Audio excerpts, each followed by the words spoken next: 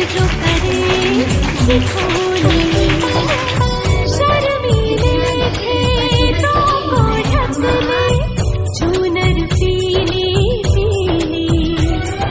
घूंघट में रंग पनघट में रंग चम चम चमकीला, देश रंगीला रंगीला देश मेरा रंगीला, देश रंगीला रंगीला देश मेरा रंगीला।